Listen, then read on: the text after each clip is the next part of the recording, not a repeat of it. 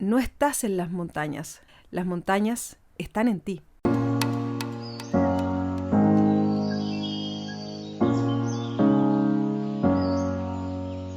Soy Carolina Fernández y esto es Montaña para Todos.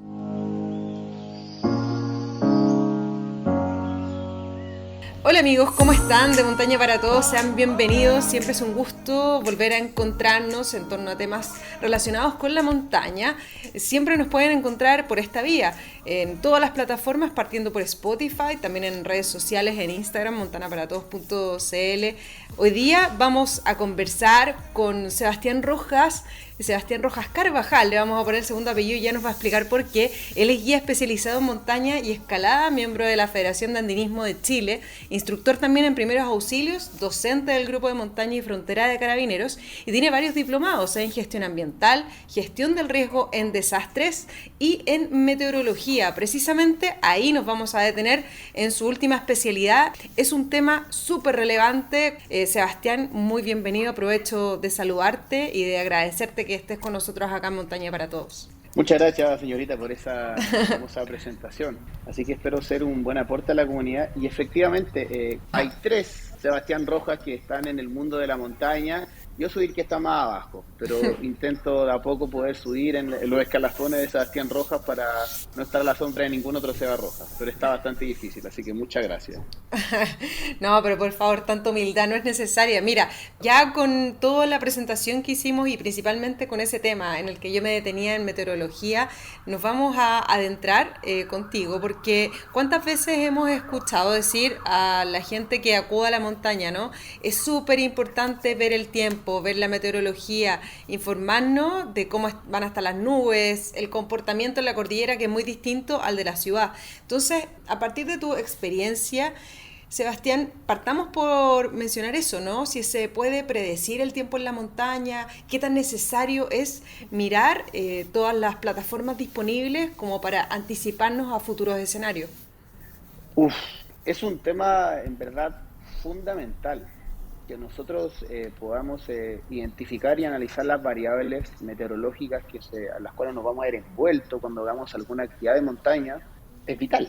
No es algo que pasa a ser secundario, superfluo, de que solamente lo vamos a realizar si nos vamos a campos de hielo a hacer una exploración por los glaciares por 2 semanas. ¿Se puede predecir el tiempo en la montaña? Claro que sí, pero la misma palabra está definiendo que hay una previsión meteorológica, hay un pronóstico, una probabilidad de que se vaya a cumplir un escenario en base a ciertas variables. Entonces a veces uno, por ignorancia, yo como digo yo, esta bendecida ignorancia, donde simplemente no sabemos. Consultamos el tiempo en una plataforma de internet genérica y dice para mañana despejado en la Sierra de San Ramón. Confiamos en el pronóstico como si fuera una doctrina de la iglesia, como si fuera una verdad dogmática indiscutible, y nosotros nos lanzamos a la montaña diciendo no va a llover, es imposible. ¿Por qué? Es que el pronóstico dice que está despejado, y ese ya es un error garrafal. Y un grave horror es que apostemos todas las fichas a lo que el pronóstico dice, porque la montaña hace su propio tiempo. La montaña es la que tiene la última palabra. Puede sonar bastante metafórico, bastante poético, místico, pero también es muy realista.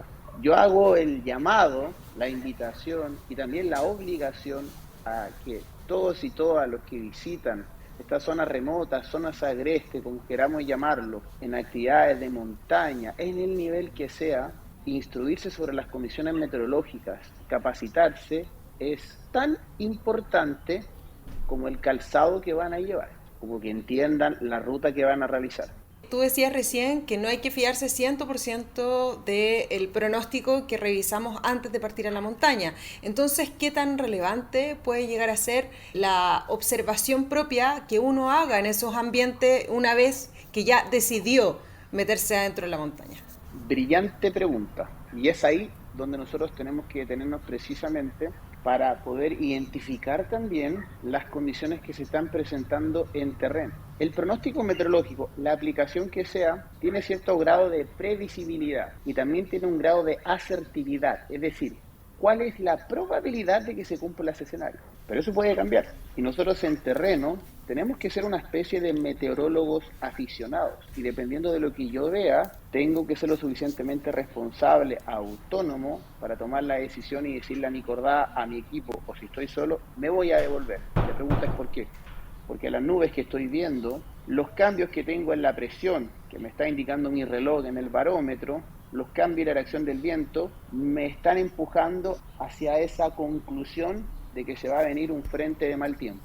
¿De qué grosor, de qué intensidad, de qué amplitud? Lo desconozco. Pero frente a la duda, mejor abstenernos. Sí, y esa lectura de nubes, yo sé que es difícil hablar de esto sin tener la imagen de frente, ¿no? Claro, sí, Porque, efectivamente. claro, porque las nubes, las cumulonimbus, en el fondo tienen ciertas formas distintas que las hacen bien peculiares y que si uno podría definirlas, Sebastián, como esas nubes más altas, ¿no? Esas nubes que vienen bien gruesas, verticales, esas son las nubes de tormenta, ¿no? Exactamente. Ujú. Son sistemas de bajas presiones, nubes de formación vertical que pueden generar inestabilidad troposférica y puede desencadenar o no en que existan precipitaciones o descargas eléctricas estáticas, que en este caso son las tormentas eléctricas con rayos, relámpagos, descargas directamente a tierra. Y tú dijiste una palabra muy hermosa del latín, el famoso cumulonimbus. El nimbus es el sufijo que se está utilizando para definir a una nube que trae lluvia. Ejemplo, cumulonimbus es un cúmulo que trae lluvias o inestabilidad. Y también tenemos el nimbus stratus, que sería un estrato que trae precipitaciones. Ahí actúa como un prefijo. Son básicamente las dos nubes que más deberíamos nosotros los montañeros estar preocupados a la hora de realizar actividades en zonas remotas, porque son las que nos van a traer bastantes conflictos, con disminución de la visibilidad, disminución de la temperatura, posibles precipitaciones que según cómo esté la sensación térmica, podemos estar en presencia de nieve, agua-nieve, granizo, lluvia helada, aumentos en la velocidad del viento, lo que también va a conllevar disminución de la sensación térmica y que pasar a sentir unos agradables 15 grados, sintamos menos 5. Y con menos 5 uno puede morir de hipotermia a 2.500 metros de altitud en octubre, en noviembre, en lugares que uno pasa feliz de la vida y nunca se le ocurriría de que podríamos terminar en un escenario catastrófico. Ujú. Y ya que estamos hablando de lluvia o de tormenta, de estas nubes altas, que son las que más problemas nos pueden acarrear en la cordillera, ¿por qué me gustaría que nos quitaras ahí la venda de los ojos y nos despejaras la pregunta de por qué se dice que el invierno es el clima más estable en la montaña? Ahí hay que quitar bastante venda, en verdad. Tenemos que dejar de hablar de clima. Estos clásicos que uno pregunte, ¿cómo está el clima para Mm. mañana? Y yo soy bastante sarcástico y le digo a la gente, mañana va a estar en la zona acá central en Santiago, Mediterráneo. El clima se mantiene relativamente estable en el tiempo. Entonces lo que tenemos que hablar es de tiempo. Número dos, decir que las condiciones de tiempo son más estables en el invierno, la pregunta es, ¿qué es para mí que sea estable? La sensación térmica, las temperaturas se mantengan agradables. Si hablamos de estabilidad, de que se mantengan los días despejados, son 5 días azotando el sol, las laderas nevadas y los glaciares, algo estable. Entonces también es algo bastante ambiguo. Yo siempre le digo a las personas, cuando busquen condiciones meteorológicas más que estables, idóneas, tiene que ser en base a la actividad. ¿Qué actividad estoy realizando? ¿A qué altitud? ¿A qué latitud? Porque si yo busco escalada en hielo, las condiciones idóneas que yo busque son muy distintas a que si busco practicar senderismo a baja altitud. Ujú. En la zona central, si uno lo visita en julio, claro que hay nevadas de vez en cuando, pero mientras no existan esos sistemas fríos que estén azotando el grupo plomo, los días se mantienen relativamente estables. Pero hace un frío horrible. Paradójicamente, en el verano austral, en la zona norte, donde está el altiplano, se presenta un fenómeno muy interesante que nosotros conocemos de manera coloquial como invierno boliviano o invierno altiplánico. Entonces, en el invierno, curiosamente, sí en esa zona es algo más estable porque hay menos tormentas eléctricas, pero hay mucho más viento y hay mucho más frío. Entonces, te das cuenta de que al final cada estación va teniendo sus ventajas y desventajas, que siempre hay pros y contras, y no me gusta irme a los siempre y a los nunca. Ujú. ¿Con cuántas horas, Sebastián, nosotros deberíamos revisar el tiempo antes de salir a la montaña? Muy buena pregunta. No es buena idea que vayamos a hacer un monitoreo de una montaña con el pronóstico simplemente cuando hayamos decidido ir. Ejemplo, yo me voy al volcán San José este sábado. Entonces hoy día empiezo a ver el pronóstico para el sábado y me doy cuenta que el sábado va a estar despejado. Eso es lo que hacemos la mayoría. Yo partí cometiendo muchísimos errores, horrores, pero lo fundamental es que también podamos observar las condiciones que se están presentando antes de que vayamos a visitar ese lugar. Yo, por ejemplo, llevo monitoreando el volcán San José hace 2 semanas, pero no para el sábado que viene, sino que para ver cómo se iba transformando la montaña en base a las nevadas, a los cambios debido a los vientos, si había una capa significativa de nieve, aumentó, disminuyó, hay estabilidad con respecto a los cruces en los glaciares. Toda esa información el pronóstico lo va a entregar en base a los días que vayan avanzando, yo sin todavía haber ido a la montaña. Entonces, si yo solamente como caballo de carrera me abocara a analizar las condiciones del día sábado, digo, va a estar espectacular, pero es como, hey, stop. Los últimos 10 días se te han acumulado casi 25 centímetros de nieve, eso actúa como un aire acondicionado, un refrigerante. Las temperaturas van a aumentar de manera drástica. De tener menos 15 en la cumbre pasamos a menos 28. Eso es Entonces, todo lo que se parte de vio la este día. planificación también. Claro, al final el factor meteorológico pasa a ser tan importante como lo es el estudio de la ruta y la preparación del grupo humano. Entonces, eso yo creo que es el primer consejo que quiero darle en base a mi experiencia. Vean el pronóstico 2 semanas antes para ver cómo se está comportando la montaña. Uno dice, vamos a visitar tal lugar, pero uno dice, ¿hay agua? No, si siempre hay agua. Espérate. Si las temperaturas estuvieron altas y toda esa agua dependía de una laguna de acumulación nival, es decir, solamente por las precipitaciones sólidas que teníamos hasta finales de primavera, lo más probable es que esa pequeña laguna ya no exista. Yo solo me preocupé del día sábado. El día sábado dice, no, mira, la isoterma cero va a estar bastante alta, va a estar a los 4008 y la laguna está a los 4100. Sí, pero hasta el día anterior estuvo 10 días congelada. No se va a descongelar en un día. Y ya 4 o 5 días antes, que es hasta ahí nomás donde la mayoría de las plataformas meteorológicas nos dan cierto grado de previsibilidad con una buena asertividad, ahí yo llamo a la primera idea. Le digo a mi cordada, chicos, al parecer vamos a tener temperaturas relativamente amenas, no va a haber tanto viento, ráfagas de hasta 30, 40 kilómetros por hora en la cumbre, así que en base a eso pronóstico, este es el equipamiento y la vestimenta a llevar. Y 2 o 3 días antes ya casi que podemos apostar un par de fichas al caballo ganador de decir, en verdad vamos a tener vientos de 45 kilómetros, subieron un poco, yo ya le creo bastante a ese pronóstico. Pero si de la nada cambiara y me está arrojando que vamos a tener nevadas intensas, posibles tormentas eléctricas, yo también le voy a creer ese pronóstico. Lo voy a considerar y voy a decirle a mi cordada, chicos, hace 5 días les dije que todo estaba bien, pero por distintas variables, porque esto es multifactorial, en 2 o 3 días hubo un cambio y tenemos que adaptarnos. Y ahí viene la gran pregunta, ¿el factor humano puede adaptarse a los cambios en el factor meteorológico y que van a bombardear literalmente cambios en el factor terreno? Es que Si la respuesta es sí, continuemos. claro, lo que pasa, Sebastián, es que acá también uno podría hacer un punto de, tú me dices, ok, nosotros teníamos previsto hacer este ascenso al volcán San José y dadas las condiciones se cancela. ¿Con cuánto tiempo de anticipación uno debería, por ejemplo, a partir de las condiciones que cambian, bajar o suspender una expedición?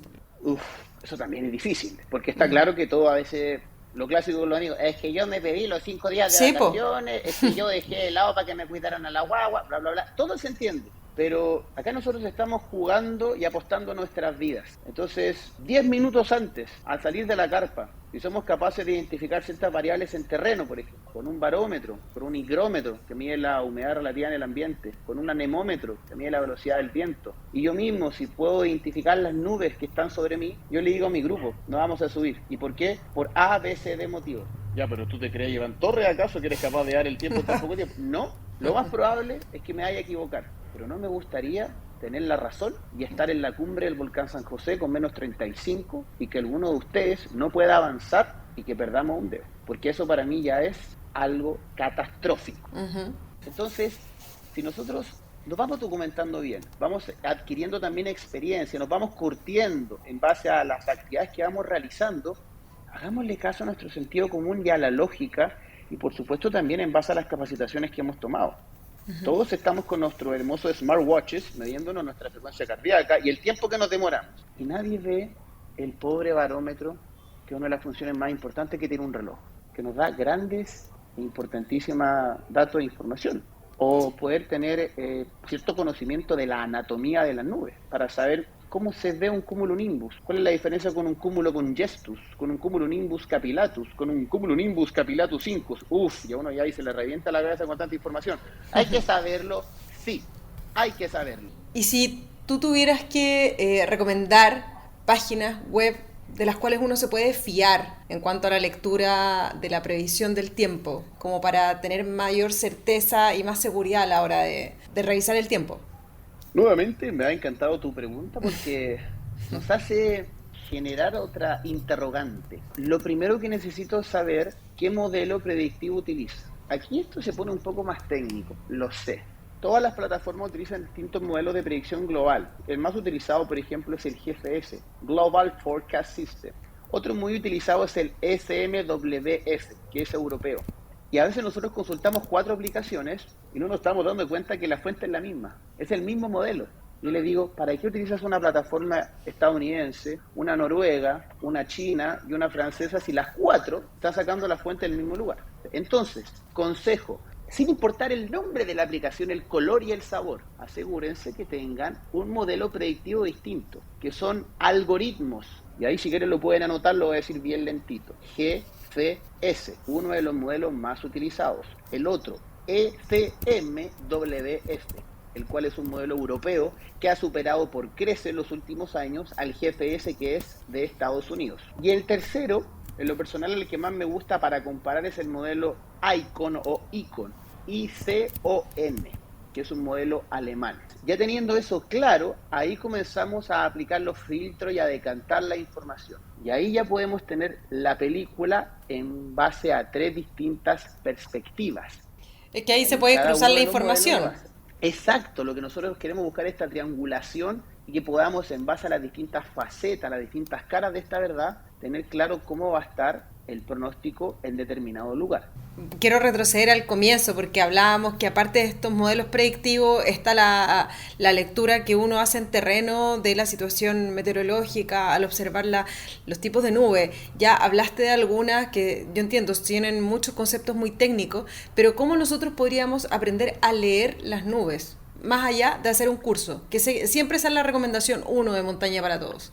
Claro, o sea, es entendible que uno a veces quiera capacitarse de manera formal, pero la parte autopedagógica no está para nada errónea. Entonces, en ese caso yo le recomendaría el Cloud Atlas, literalmente el Atlas de nubes. Una verdadera revista, un libro, pero una Biblia de anatomía de nubes y de todos los otros meteoros que existen. Pero también, aparte de hacer este estudio teórico con este libro de anatomía, tenemos que ir a terreno. Y por terreno me refiero a asomen la ventana y vayan sacándole fotos a las nubes. A mí me preguntan siempre, ¿qué nube es esa? Y yo les digo, mala pregunta. Pregunta mejor, ¿qué nube no es? Es más fácil ir descartando que irse directamente a garantizar qué nube es la que estoy viendo, porque a veces requerimos un poco más de información. Entonces, ese estudio en terreno también es muy importante que lo hagamos. Hay algo que, aparte de la belleza que tiene, recuerden que esa belleza puede ser bastante peligrosa.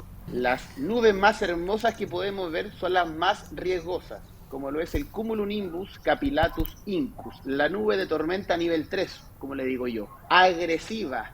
Entonces, otro consejo, pongan nubes, tipos, características y les va a ir dando la descripción como si fuera una clase de primero básico para que podamos nosotros, al ir al terreno, lograr identificar las nubes, saber cómo se comporta. ¿Es una nube de tormenta que se está gestando? ¿Es una nube que actúa como un vaticinio? Porque hay de todo. Hay nubes malas, nubes buenas y nubes neutrales. ¿Y cómo podríamos detectar nosotros una nube de tormentas? ¿Qué signos serían evidentes que no podríamos dejar pasar? Primero, voy a simular de que no vimos el pronóstico.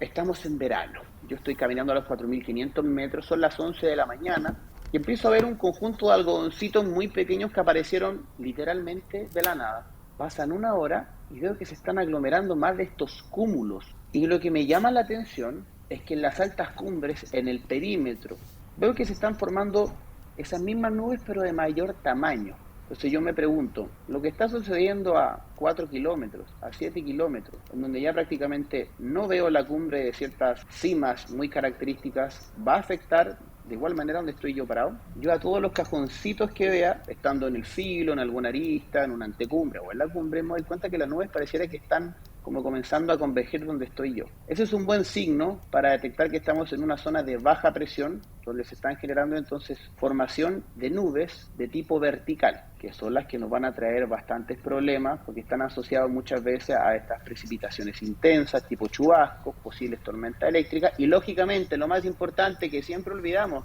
pérdida de visibilidad. Y si se va la huella porque estoy en una nube, ¿qué es lo que voy a hacer? Ay, pero saco el GPS. Te encargo estar mirando la pantalla mientras caminas. No, si esta montaña me la conozco como la palma de mi mano. Yo en lo personal no me puedo dibujar la palma de mi mano porque no me la conozco tan bien. Esta pérdida de visibilidad es algo que tenemos que tenerle más respeto. Ya que nos adentramos en el tema de la tormenta eléctrica, ¿qué tendríamos que hacer? ¿Cuáles serían las primeras medidas a tomar en caso de que nos pille una? Ya, vamos a simular nuevamente que estamos a ciega y que nos pilló la tormenta eléctrica. Estamos en una explanada a 4.600 metros, no hay mucho viento todavía y de repente escuchamos el clásico sonido del trueno. Uno dice, uff, ¿qué hacer? El relámpago es la luz y el trueno es el sonido.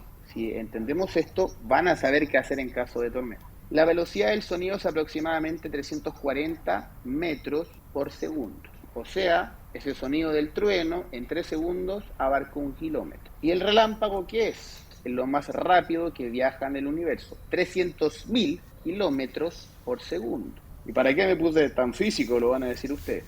Porque aquí viene el juego que vamos a aplicar en la montaña. Yo primero voy a ver el relámpago, porque es infinitamente más rápido, ¿cierto? Y me voy a poner a contar cuántos segundos pasan hasta que escuche el trueno. Si pasan 3 segundos, yo podría hacer la deducción bien humilde de que ese impacto, ese choque de las masas de aire fue a 1 kilómetro. Siguiente relámpago, viene el destello, cuento y ahora pasan 2 segundos. Y luego, al siguiente, pasa 1. ¿Cuál sería la conclusión lógica? La tormenta se está acercando. Entonces, si la tormenta se está acercando, hay cómo saberlo. Hagamos este juego de ver la luz, escuchar el sonido, contar cuántos segundos pasaron. ¿Y qué otra cosa podemos hacer? Obviamente, que si empezamos a ver las descargas a tierra, no vamos a seguir avanzando hacia ese lugar. Pero es que, ¿y si lo tengo que hacer? Si en la zona de campamento está en la dirección donde vienen los rayos, y estoy a 7 horas de la zona segura donde dejé el vehículo, donde empecé la actividad, yo creo que es más sensato jugársela con llegar al campamento. Porque puede ser que esa tormenta, porque yo no soy un experto estando en ese lugar, nos vaya a azotar el resto de la tarde. O sea, a veces puede ser de que tengamos que adentrarnos directamente hacia la boca del lobo. Eso es algo que va a depender de la situación. Ahora, ¿qué pasa si la tormenta ya está en el lugar? Ahí uno aplica lo que es el protocolo de acción frente a tormentas eléctricas. Me puedo alejar de las fuentes de agua. Muchas veces hay lagunas proglaciares, tenemos muchos esteros, ríos, pero sígueme este juego.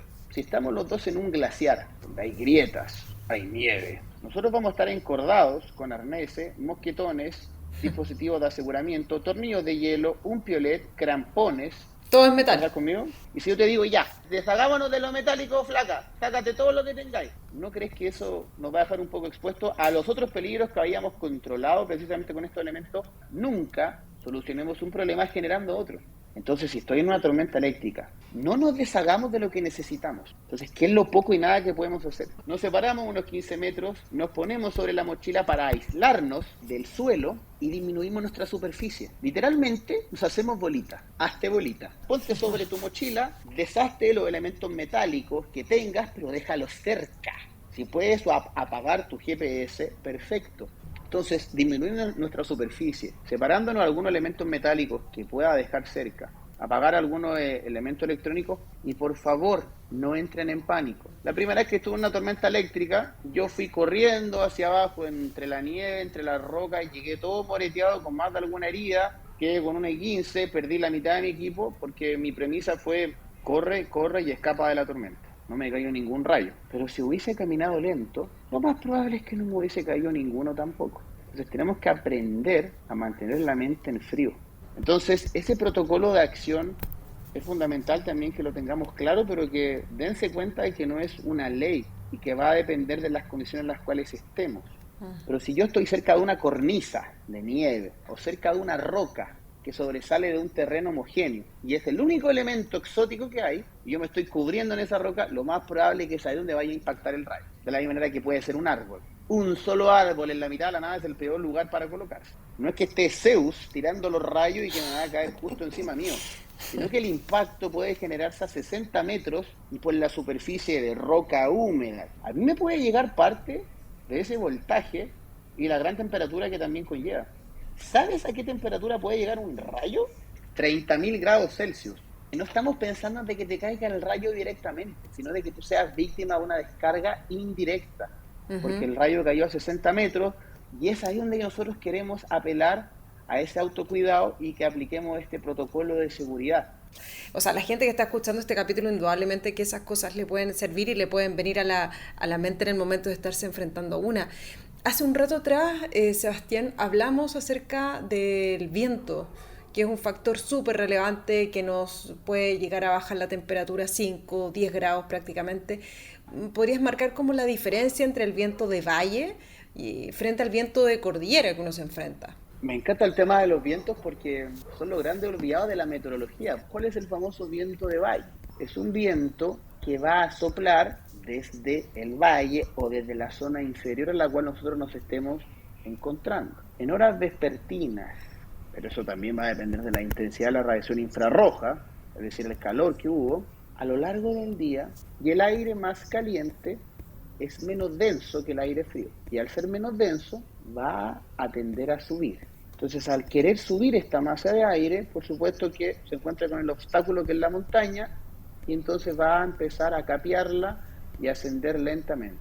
Entonces nosotros sentimos esta brisa o este viento que está soplando desde el valle, y ahí tenemos la definición más elegante, que es un viento anabático. Ana viene de aumento, de crecimiento, entonces es un viento que crece. Y tenemos los vientos opuestos, catabáticos, los vientos que son descendentes, los vientos de montaña, que nosotros a veces al comenzar un ascenso de madrugada sentimos un viento bastante frío que sopla directamente desde la cumbre. Y ahí tenemos entonces vientos catabáticos que claramente son más fríos y pueden llegar a tener 30, 40 kilómetros por hora de velocidad.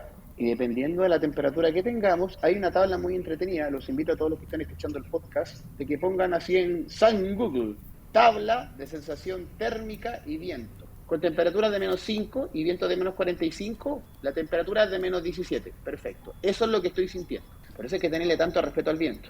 ¿Has escuchado hablar del puelche? Sí, claro. Clásico de persona de campo que se refiere al raco. Y en la zona sur hablamos del puelche. En la zona norte del terral o del tierral, como le llaman los locales. Y es el mismo viento. Es un viento catabático, a mayor velocidad y a mayor temperatura.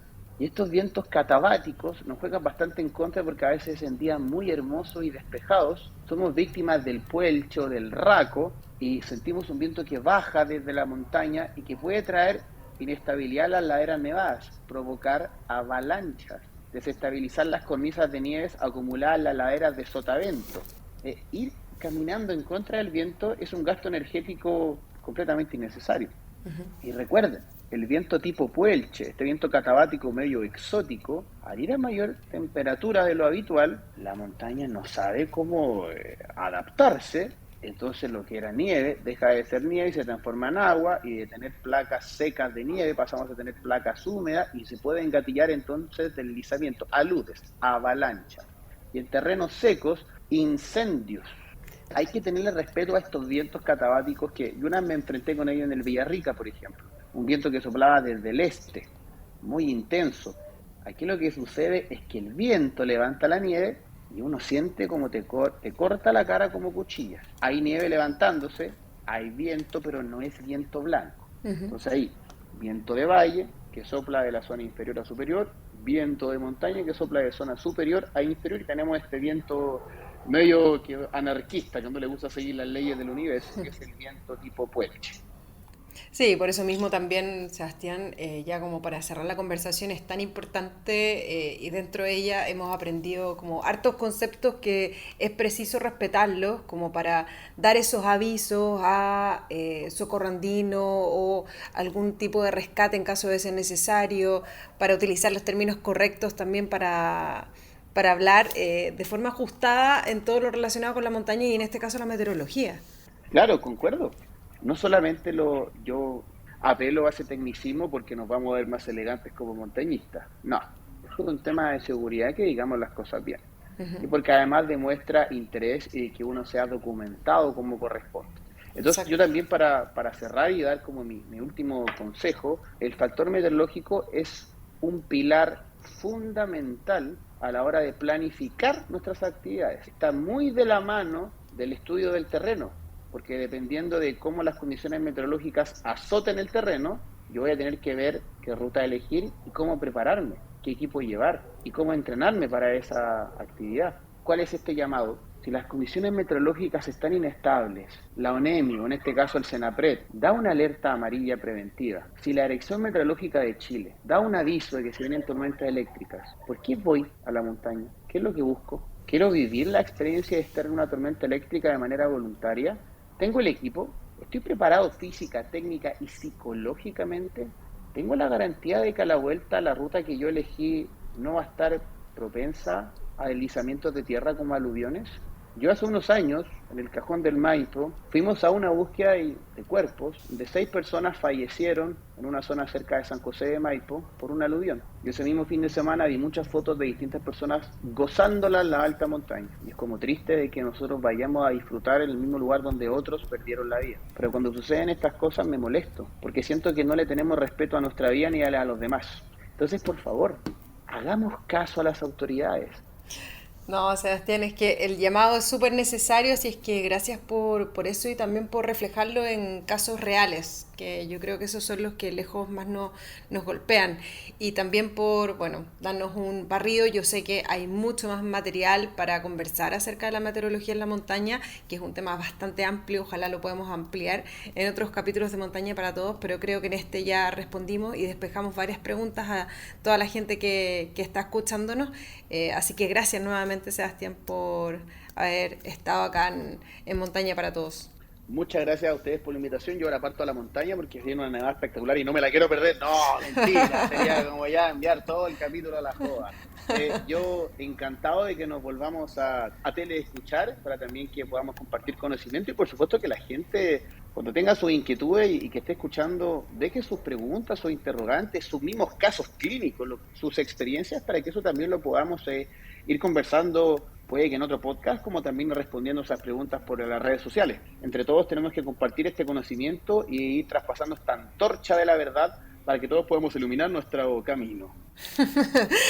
Bueno, sería todo. Nosotros dejamos invitados, como siempre, a darnos seguir en las plataformas donde nos encontramos, principalmente en Spotify, a replicar este capítulo y otros que tenemos colgados para ustedes, para que entre todos hagamos una mejor y más contundente cultura de montaña. Un abrazo y será hasta la próxima. Cuídense mucho.